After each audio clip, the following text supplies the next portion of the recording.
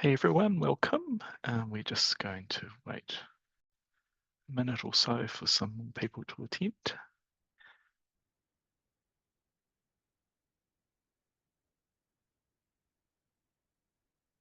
But while you're waiting, maybe open up the standard. We'll be going through part by part later on. So you can either access it through our standards navigator or from the website. We'll just wait for a few more people to join.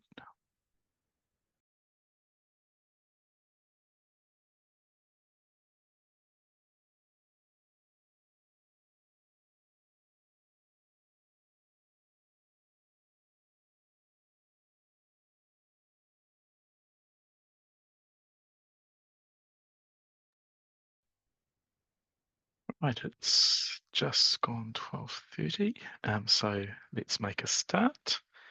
Kia ora everyone, my name's Bruce, project lead on the ISIF LCE, and in the background I've got Misha helping me out running some polls. So this is the auditing standard for audits of financial statements of less complex entities. Note in the title it does say financial statements, but it does also cover the audit of service performance information.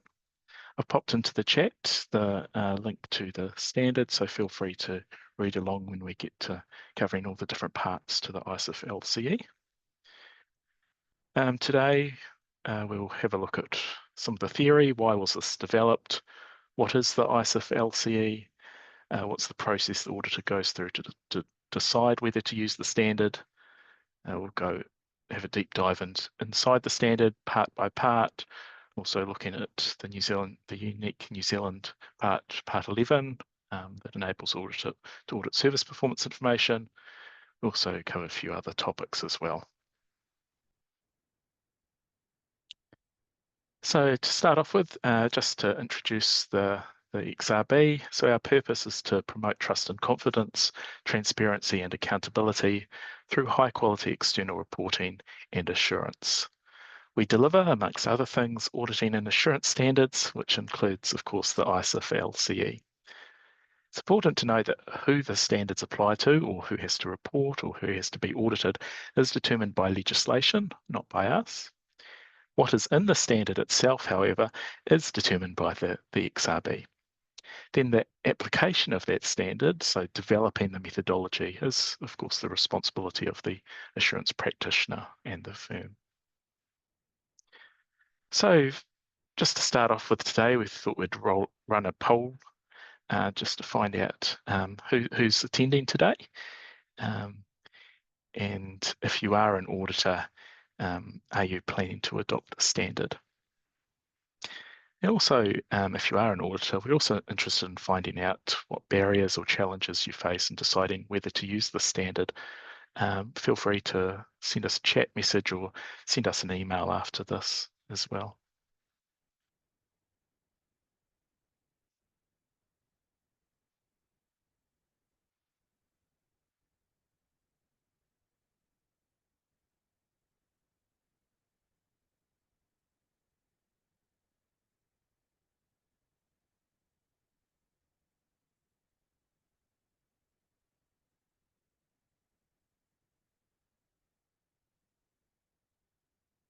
Just wait for a few more people to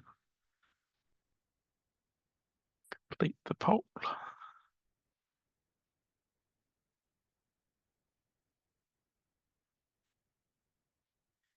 Excellent. 100% have answered. Cool, thank you for that. A great diverse range of people watching. Good to see most of you looking to adopt the standard. That's great to see. Cool, thank you for that. So let's cover the theory first. So why was the standard developed? Well, we know New Zealand has many less complex entities that are either required to have their financial statements audited or seek out audits voluntarily. And while the current auditing standards, the ISAs, are scalable, we've heard concerns that these standards are getting increasingly long and complex and are written in the context of highly regulated large listed entities. So there's a need for a proportionate and tailored standard. The standard's been specifically designed for the needs of an audit of a less complex entity, focusing on relevant requirements that are proportionate to the typical nature and circumstances of a less complex entity. It's internationally aligned, so we've taken the ISIF LCE that's been issued by the International Auditing and Assurance Standards Board, the IAASB. And for New Zealand, we've adapted the standard to ensure that it's locally relevant. And one of the ways we've done this is by adding Part 11 to the standard to enable the auditor to audit service performance information and entity information alongside the audit of financial statements. And finally, it's an optional auditing standard, so it's available for use by auditors of less complex entities. Auditors can decide whether they wish to apply the standard to LCE audits or the full ISAs to their engagements. What is it? So the standard was approved in June this year after quite a lengthy consultation process, and a big thank you to all those who took the time to provide us with feedback throughout that time. The standard is applicable for periods beginning on or after 15 December 2025. And there is an option to early adopt, so if you're really keen, that's for accounting periods ending on or after 17 July 2025. Noting that if you do choose to early adopt, you'll need to disclose this in your audit report.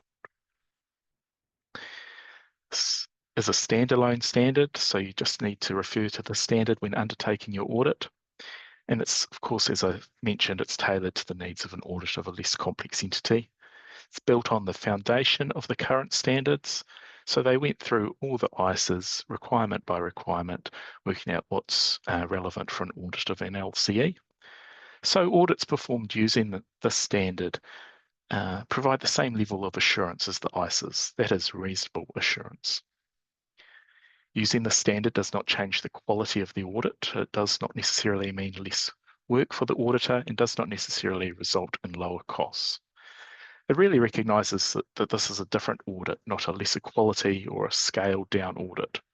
It's about doing the right work, including the right amount of work in the right areas, and having proportionate requirements to drive that work. In deciding whether or not to use the standard, the auditor applies professional judgment in determining whether the entity is a less complex entity, and the auditor uses Part A of the standard to do this. And I'll discuss more about Part A later. It's important to note that the standard has been designed to suit the nature and circumstances of an audit of an LCE. And if the standard is used for an audit outside its intended scope, so if you use it to audit a listed entity, for example, compliance with the requirements of the ISIF LCE will not be sufficient for the auditor to obtain sufficient appropriate audit evidence to support a reasonable assurance opinion. So therefore, Part A really sets out the guardrails for use of the standard, enabling consistent application. So when does an auditor determine whether the ISIF LCE is appropriate to use? Well, there's two main stages, then one at the end. So first up, obviously at the acceptance and continuance stage, and if you've got the standard open, you'll see it at paragraph 4.3.1. The auditor is also required to evaluate whether the ISIF LCE continues to be appropriate for the nature and circumstances of the entity being audited after undertaking the risk identification and risk assessment procedures. And finally, when you come to conclude the audit, there's essential explanatory material at paragraph 8.5.1 that states that if information comes to the attention of the auditor that differs significantly from the information upon which the risk assessment was based, then the auditor may consider whether such information changes the auditor's determination about the appropriateness of the use of the ISIF LCE for the audit. And of course, when you're making this decision, you need to document that. So what's the process an auditor goes through to determine whether or not to use the standard? So first, the auditor considers the specific prohibitions that are stated in Part A and whether the entity is prohibited from being audited under the ISIF LCE. So these things like if it's a listed entity, an FMC reporting entity with high levels of public accountability, if its main activities are a deposit taker or an insurer, then it's prohibited. Then next step, consider the firm's policies or procedures. So firms are responsible for establishing policies or procedures in relation to the permitted use of the standard by their engagement teams, and that's set out in paragraph 4.3.1 of the standard.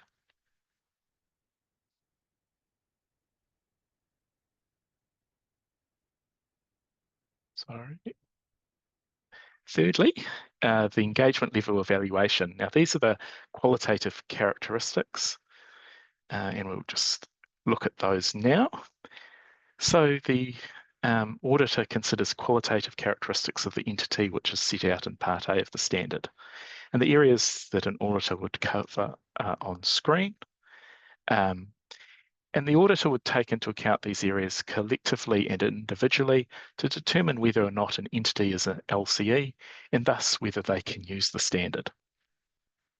So I'll give you some examples. The organisation structure, is it relatively straightforward with few reporting lines or levels and a small key management team, so 5 individuals or less. Now it's important to note they refer to individuals, so that could be paid employees, but it can also mean volunteers as well. As for a company, is the entity's ownership structure straightforward, and is there clear transparency of ownership and control, such as all individual owners and beneficial owners are known? Are there few employees involved in financial reporting roles, so 5 individuals or less? What about the IT environment of the entity? Is it IT applications, IT processes? Are they straightforward? Does the entity use commercial accounting software? So think about MYB and Xero that does not allow them to make any programming changes other than to configure the software. So setting up the chart of accounts is fine, but going in there doing your programming is not. In terms of accounting estimates, do the entity's financial statements ordinarily do not include accounting estimates that involve the use of methods, models, assumptions, or data that are complex? So there's some of the characteristics of a less complex entity.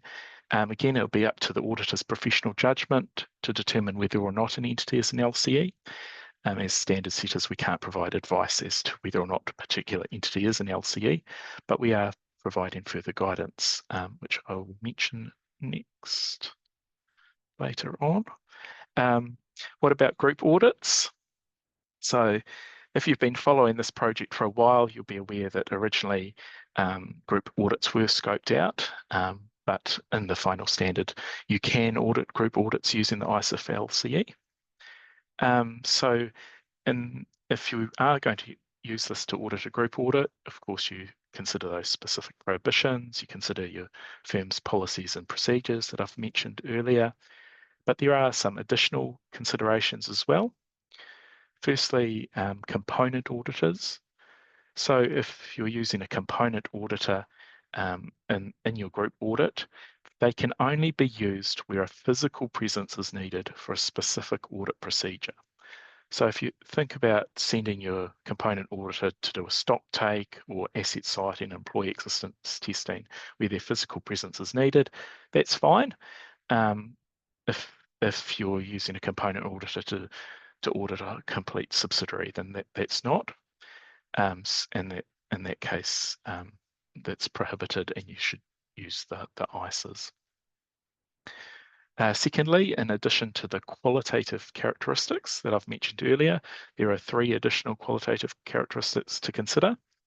So one is the group structure. So does this group have a few entities or business units, so 5 or less?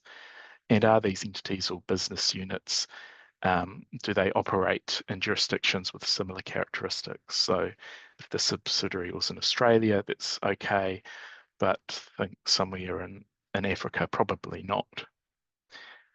access to informational people. So will group management be able to provide the engagement team with access to information and unrestricted access to persons within the group as determined necessary by the group auditor? And finally, does the group have a simple consolidation process?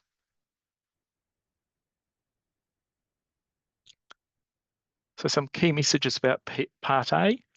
If in doubt, you're out. So if there's any uncertainty as to whether the entity is the LCE, the use of the standard is not appropriate. So instead, you should use the ICEs. Numbers guide, judgment decides. So in those qualitative characteristics, there are some numerical indicators, for example, the 5 key management personnel or less. They're not intended to be absolute, so the auditor may conclude that a higher or a lower number may be appropriate in the circumstances. These numerical indicators should be considered in the context of the particular qualitative characteristics and in combination with all the other qualitative characteristics. So for example, just because an entity has maybe 6 key management personnel doesn't automatically rule them out from being audited with this standard. Reconsider the characteristics on recurring audits. So just because it was an LCE last year doesn't automatically mean that it's an LCE this year.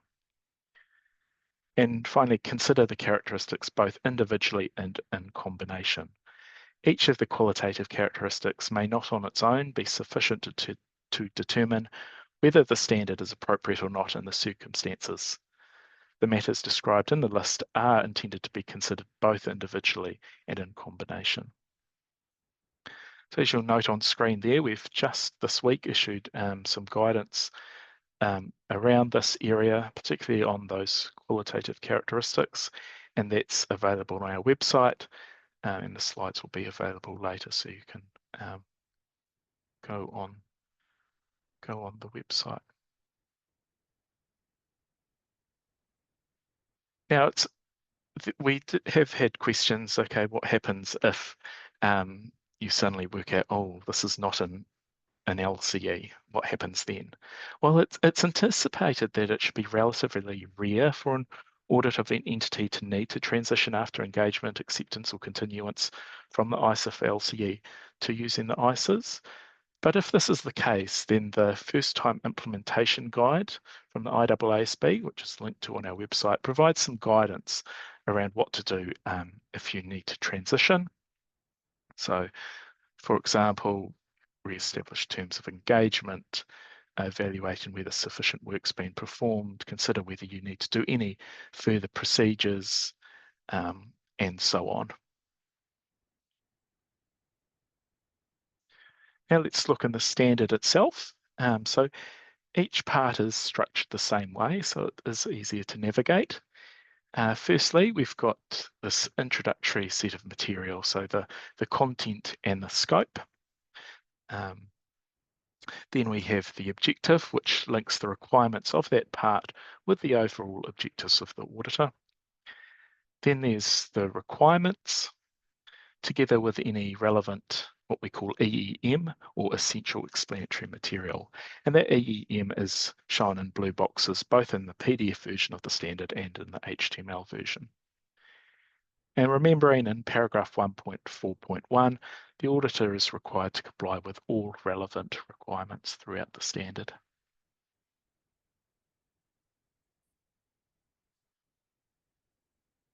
So let's have a look in the standard itself. And so it might help to open up the standard if you've got it there. So the beginning of the standard, there's a preface, then there's Part A, the authority, which I mentioned before that the auditor uses to determine whether or not the entity is an LCE. The standard's been structured to follow the flow of an audit, although noting it's an iterative process. It follows the flow of the audit, starting with matters that are overarching to the audit, then those procedural requirements, finally in Part 9, the forming an opinion and reporting. There's additional requirements applicable solely in the context of an audit of group financial statements in Part 10, or in the audit of service performance information, which is Part 11. There's also appendices to the standard. I encourage you to check out our video, Navigating the ISIF LCE. You can watch that on our YouTube channel, and I cover the appendices in that video. So, parts 1 to 3, these set out the broad concepts and overarching matters relevant to the whole audit performed using the ISIF LCE, including the overall objective of the audit. Part 1 sets out fundamental concepts, general principles, and overarching principles to be applied throughout the audit, including the overall objectives of the auditor, the importance of using professional judgment and exercising professional skepticism, overarching requirements to be applied throughout the audit with regards to fraud, laws and regulations and related parties, relevant ethical requirements and firm level quality management, general requirements about communication with those charged with governance and management. In part 2, we've got general requirements for obtaining sufficient appropriate audit evidence and general documentation requirements. And the documentation requirements were made proportional to the needs of an audit of an LCE. Part 3 sets out the auditors and engagement partners' obligations and responsibilities for quality management in an audit of an LCE. And again, these requirements were made proportionate to the typical nature and circumstances of an audit of an LCE.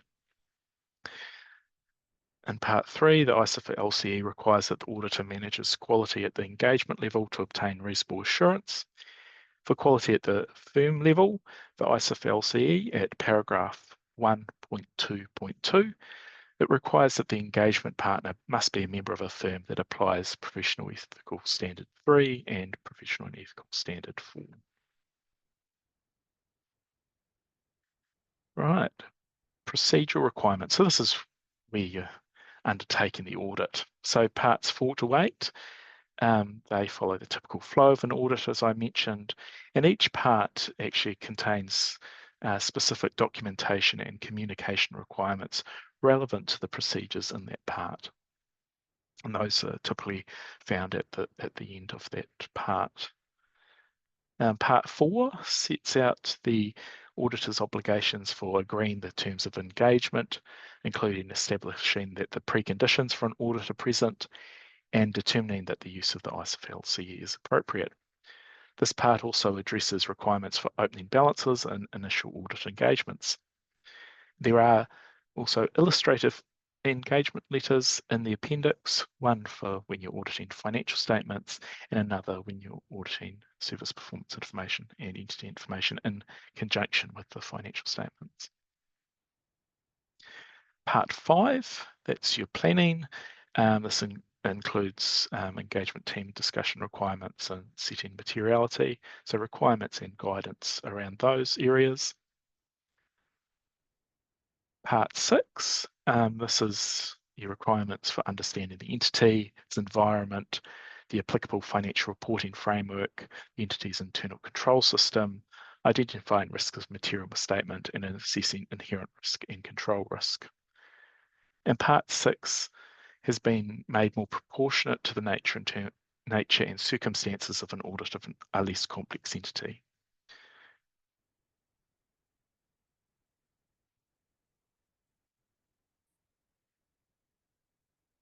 Some requirements included in the full ISAs, such as understanding inherent risk factors, have not been included and instead are included as concepts in the essential explanatory material. So you'll note some things are slightly different to the full ISAs, and that's because it's been made more proportionate to the typical nature and circumstances of an audit of a less complex entity. So I encourage you to read that section. Part 7, so this is your requirements for design and implementation of responses to assess risk of material misstatement at the financial statement and assertion levels, including substantive procedures and tests of controls. This also includes specific procedures on various topics within an audit, such as control testing, accounting estimates, and so on. Part 8. Cool, you're nearly at the end of the audit. These are requirements for evaluation of misstatements, concluding activities and evaluations, including going concerns, subsequent events, analytical procedures, and of course, obtaining written representations. And there's an illustrative letter of rep in the appendix of the standard. And this part also covers the engagement partners' conclusions relating to quality management.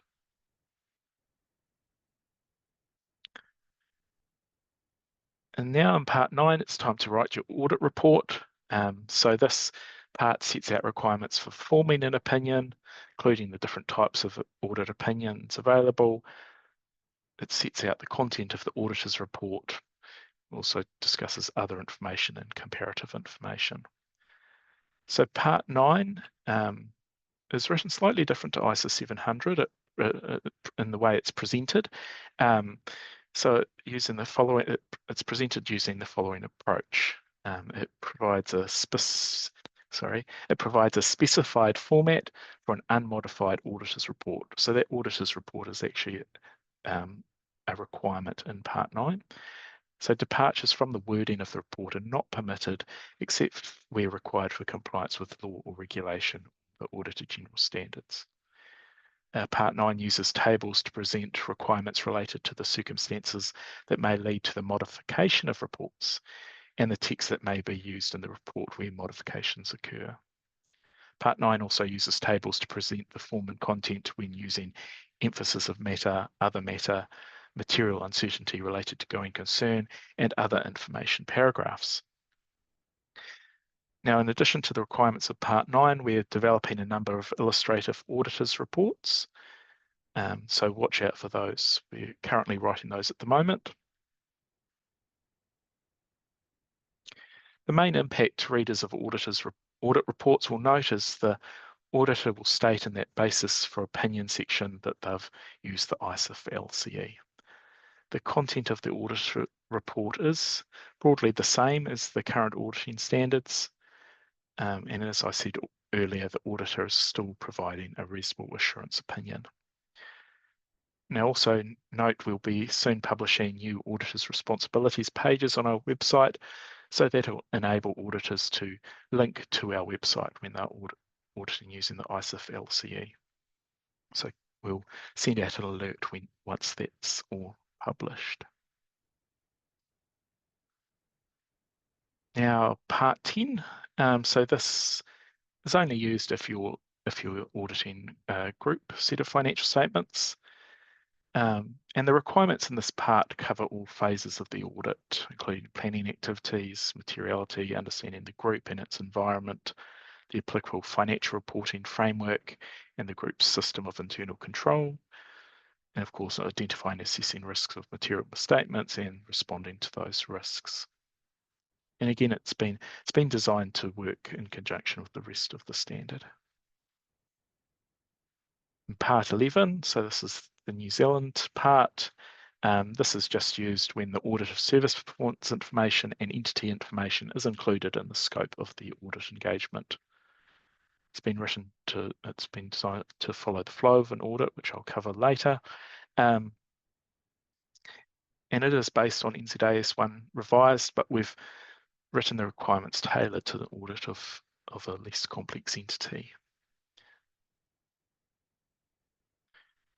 As with NZAS1 revised, Part 11 suggests a two-step approach to auditing service performance information.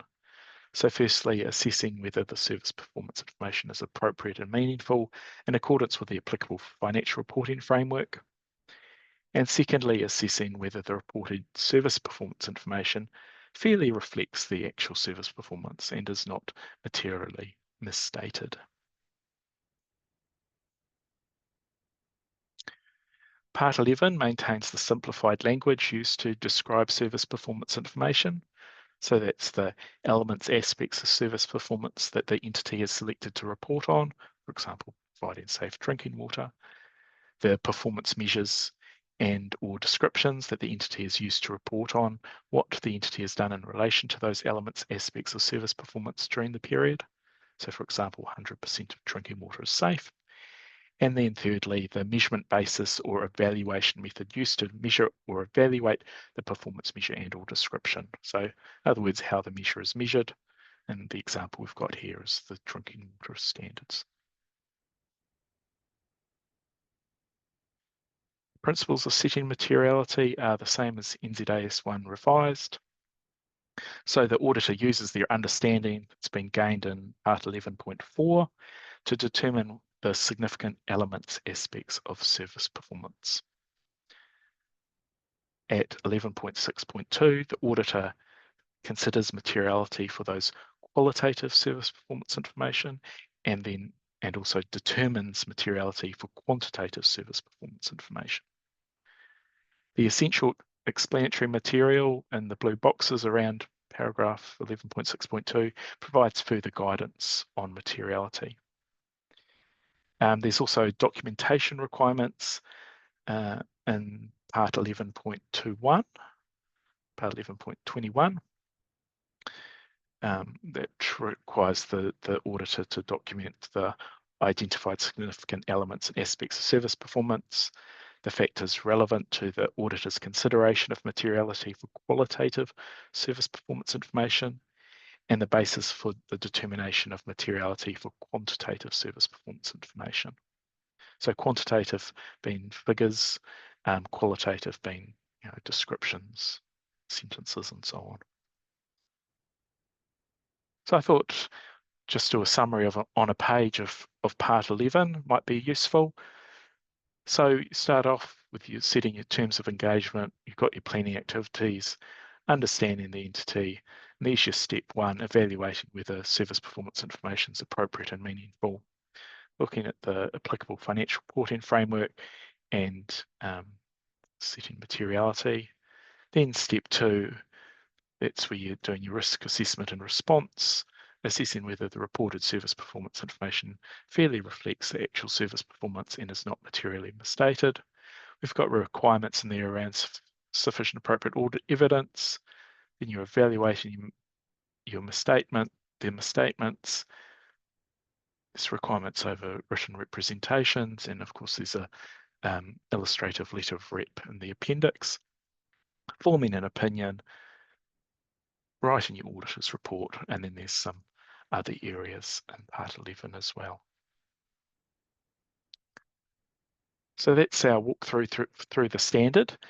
One question we sometimes get asked is what topics are covered by the full ISAs that are not in the ISA for LCE, because they're typically not applicable to the audit of a less complex entity.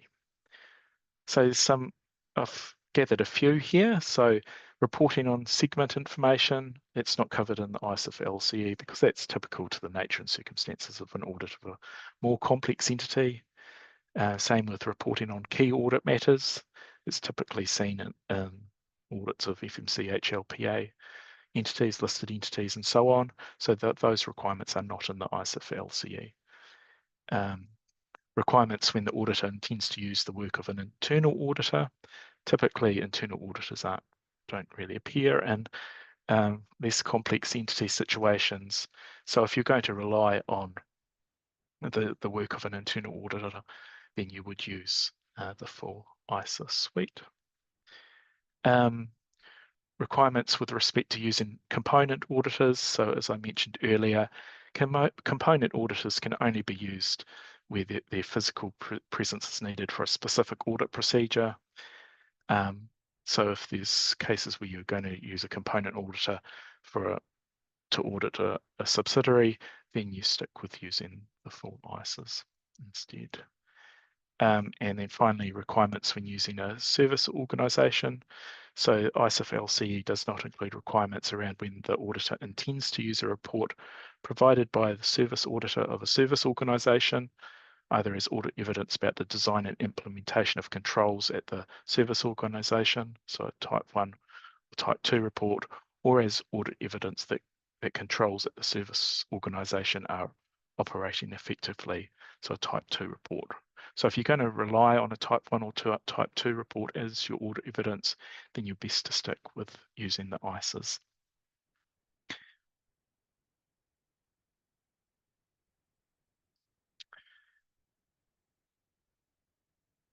What are the plans to update the ISA for LCE? So thankfully, they've given us a 3-year stability period. So any possible future revisions to the ISA for LCE will not be effective before 15 December 2028. So this initial period of stability will provide us stakeholders with time to adopt and implement the standard before any possible revisions. However, before then, of course, they need to think about, well, how do we update it? There's, the new ISAs coming out for going concern and fraud. So that the IAASB is starting a project to consider updating the ISA for LCE. In December this year, we're expecting to see a project proposal. Then they'll go away and develop an exposure draft. And then in June next year, we're expecting to see an exposure draft to update the ISA for LCE around those topics. So I encourage you to engage in that process when we get to June next year. And of course, any changes won't be applicable until after 2028.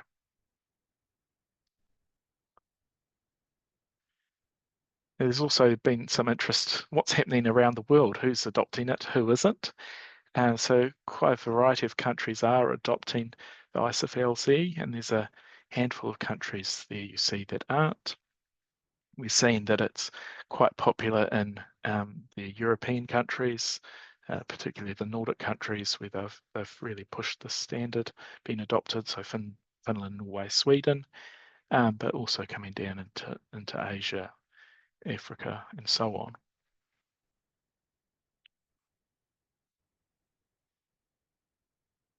Now, of course, this is a new standard, so we're developing lots of guidance around it, and so is the IAASB.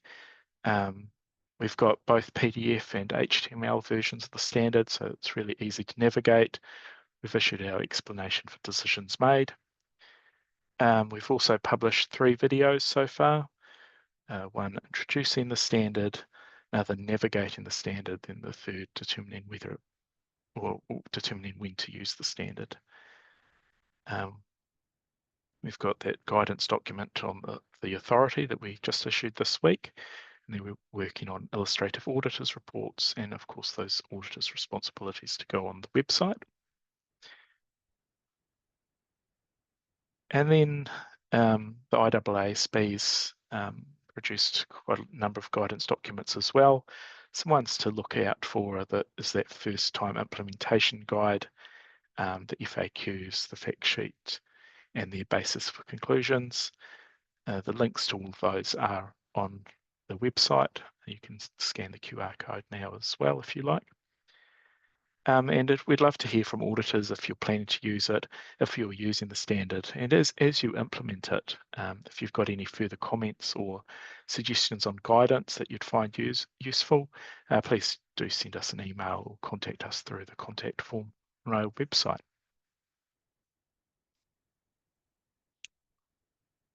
Right, that is our tour through the ISA for LCE. I hope you found that useful. I'll just bring up the Q&A now. Ryan. Well, thanks from our side. I think that was a great walkthrough and a deep dive, so I'm sure you've all benefited greatly from hearing Bruce's insights. There are a couple of questions for you, Bruce. So the first one, and while I ask these, please continue to add more to the chat or the Q&A because there's plenty of time for questions. The first question coming through for you, Bruce, is there any indication from the OAG if they are planning to adopt the ISA for LCE? Yes, we've certainly heard from them. They're supportive of the adoption of the standard in New Zealand. They are currently planning they've set up a project to look at adoption of the standard. So just watch the space, but they are definitely supportive of the adoption of the standard. And I think there's a couple of people from the OAG on the call, so it would be good to sort of keep coordinating, and we look forward to working together to sort of support that adoption and implementation. Another question is, how does the ISA for LCE interact with the continuance and acceptance provisions of the code. There seems to be a conflict as I need to complete the CNA assessment before doing any work at an engagement level, but I can't complete my CNA assessment until I know whether I will be using the ISA for LCE, i.e. what standards I will follow.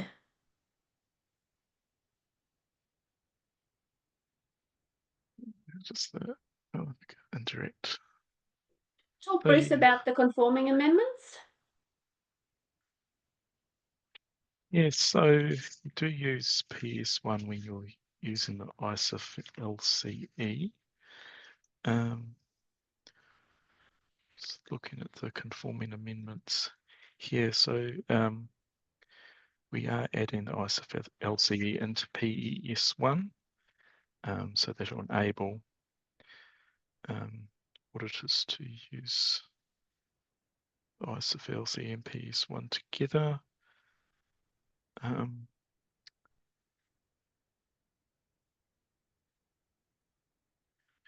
Take one away and just think about we'll talk about that one away, I think. Yep. Maybe, just to let everybody know there are conforming amendments coming to PES1. I think when we gazetted the standard, they were at the back of that standard, and we're just working through the compilation. So we will publish an updated version of PES1 before the end of the year. We'll just sort of work through the detail of that assessment in the code. I don't think we quite know the answer just at the minute. Good question. Another question coming through is about service organisations. So the question is, isn't a chartered accountant preparing financial statements for an LCE a service organisation? Most LCEs use CAs to prepare their reports. Right. So use of service organisation, it's only scoped out if you're intending to use a type 1 or type 2 report as your audit evidence. So there is alternative procedures you can do under the standard when service organisations are used. So just because a chartered accountant's preparing financial statements won't automatically rule out the use of the ISA for LCE. There will still be the ability to undertake alternative procedures under the standard.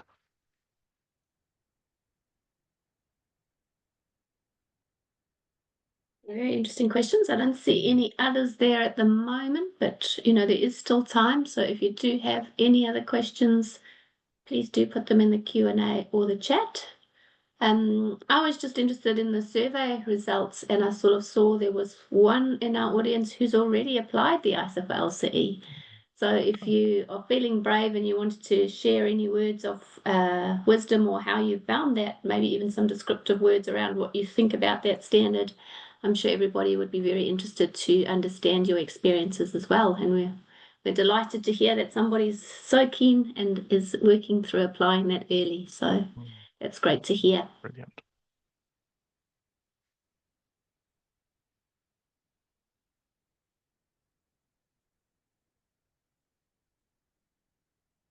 Don't see any other questions for you, Bruce. No. Okay, that's all good. And if you've got any questions, just flick us an email, assurance@xrb.govt.nz, and we'll be happy to answer any other questions. There's a few more. You almost got off the hook. Another question on service organisations. We often rely on type 2 reports as audit evidence for investment portfolios. This is applicable for a lot of LCEs in the not-for-profit space. Yep, so again, consider if you can do alternative audit procedures, but the standard is quite clear that if you're going to rely on those reports as audit evidence, then you can't use the ISA for LCE. Clear. And then another question comes through here is whether we have a template we're able to share for us to apply Part A to our client base overall to determine the amount of clients that it could be applied to. No, we do have, we've just issued some guidance around qualitative characteristics, however. So you could use that to go walk your way through that to try and work out whether your client base meets the definition of LCE or not.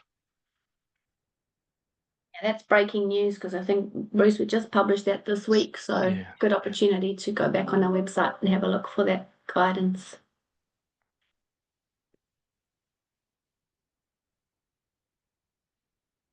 Okay, I think that is everybody's questions. Excellent.